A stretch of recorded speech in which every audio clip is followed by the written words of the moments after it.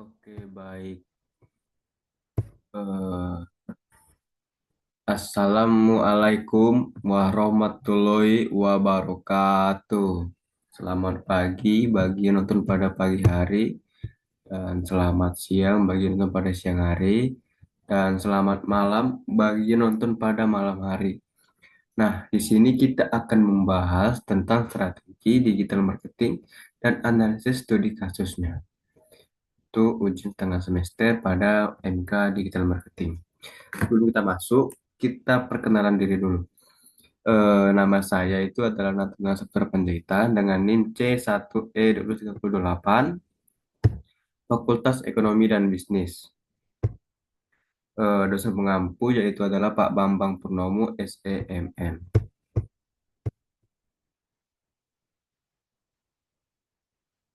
Selanjutnya, eh kita geser dulu.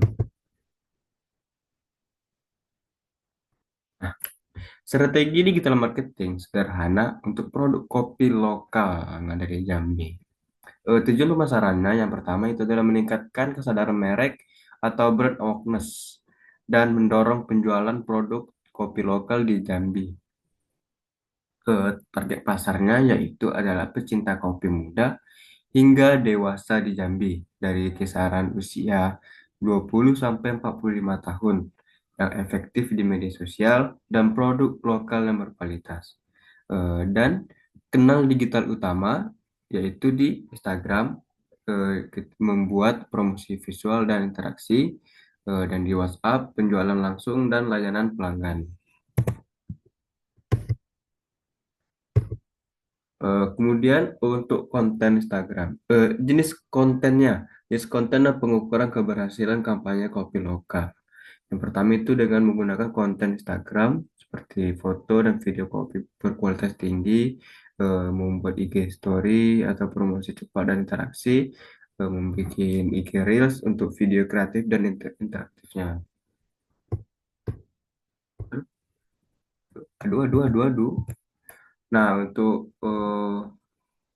untuk matrik keberhasilan kampanyenya itu jumlah followers on Instagram, engagement rate atau like, comment, share itu menambah, dan jumlah inquiry atau pesanan via WhatsApp. Kemudian tingkat konversi dari chat ke pembelian.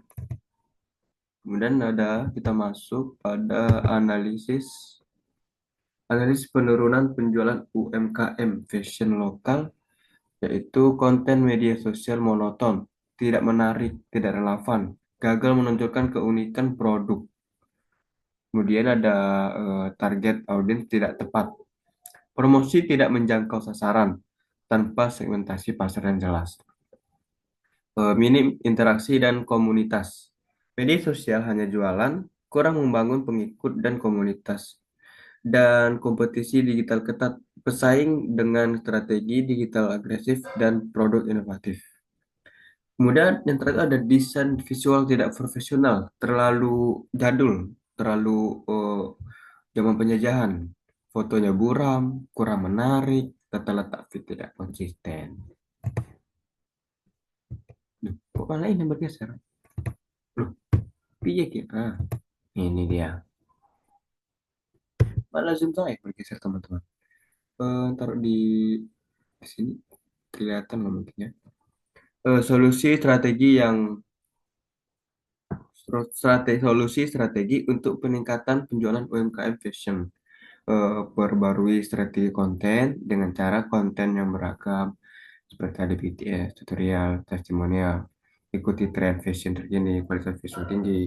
Kemudian ada optimasi targeting, itu fitur target audience di medsos, jangkau demografi, minat dan perilaku tepat, tingkatan interaksi, Q&A, live session, giveaway, respon cepat, bangun komunitas loyal. Membangun kolaborasi juga itu sangat penting ya teman-teman. Influencer mikro dan UMKM yang relevan. Perluasan jangkauan pasar. Kemudian terakhir itu ada analisis dan inovasi produknya. Yang ketiga itu ada evaluasi kampanye influencer marketing brand skincare.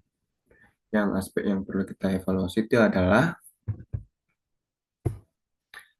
Keselarasan influencer, eh, relevansi influencer dengan nilai brand dan target audiens produk skincare, kualitas konten, kualitas visual menarik, dan pesan persuasif yang disampaikan oleh influencer.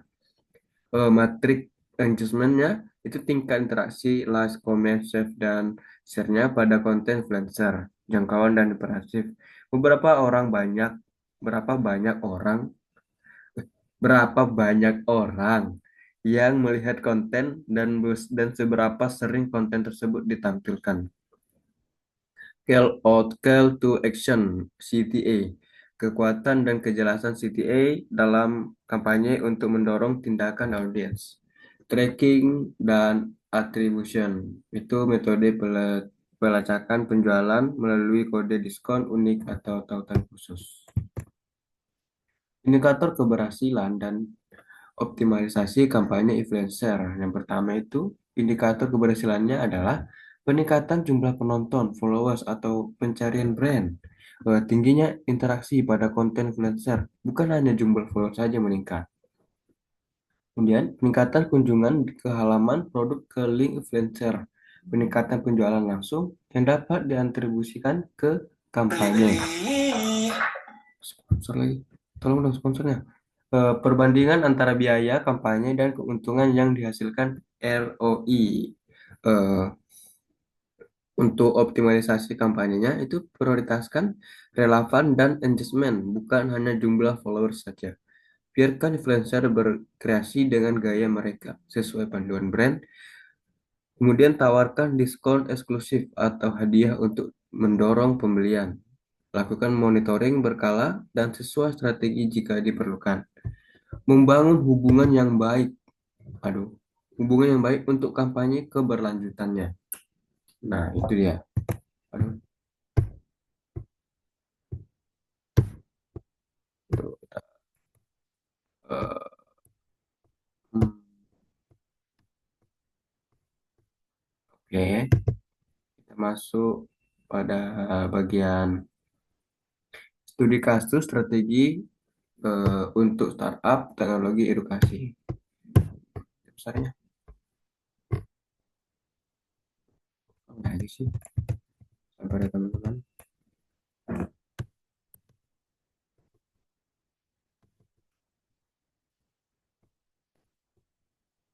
Kita langsung jawab aja lah. Memaksimalkan awareness dan engagement melalui Instagram dan TikTok. Instagram itu visual dan komunitas, platform ideal untuk membangun brand awareness dan interaksi mendalam. Konten visual yang interaktif membangun brand awareness, membentuk komunitas loyal, mendorong interaksi engagement. TikTok itu untuk video dan viralitas. Platform praktis untuk jangkauan luas dan relevansi dengan tren terkini.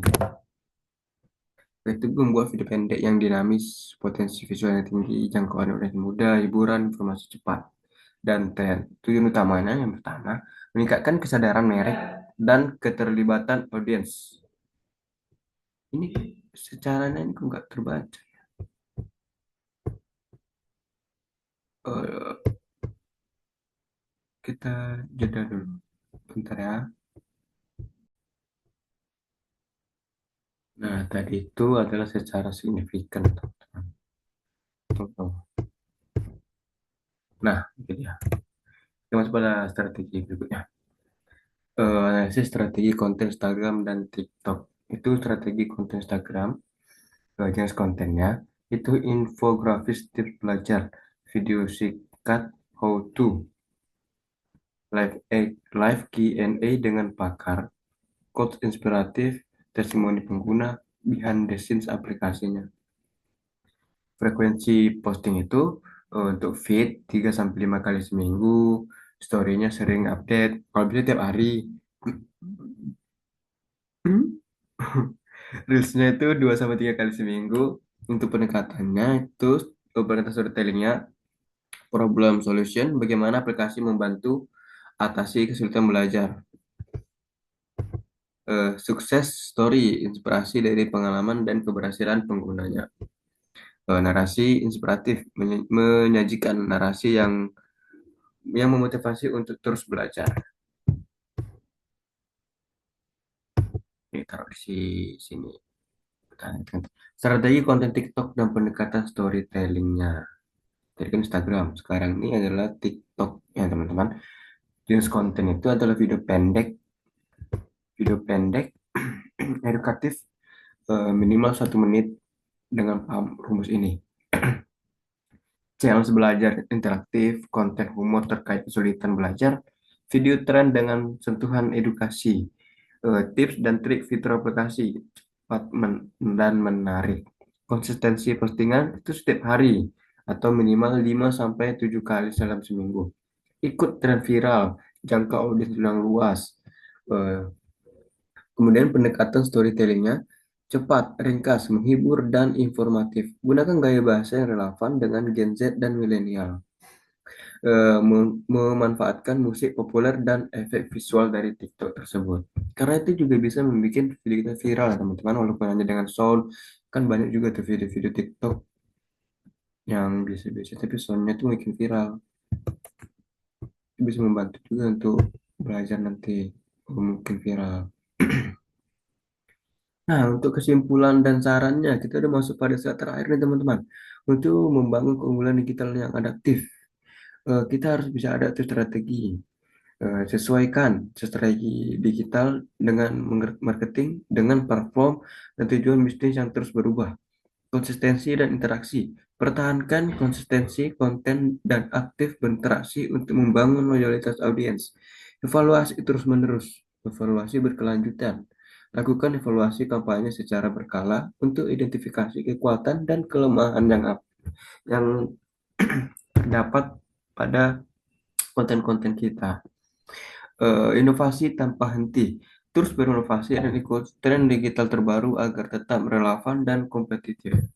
Data drive decision. Manfaatkan data dan analitik secara optimal untuk pengambilan keputusan yang strategis. Nah, ini ada kata-kata sedikit ya. Digital marketing adalah tulang punggung strategi bisnis modern, kunci untuk menjangkau audiens dan meningkatkan pendapatan.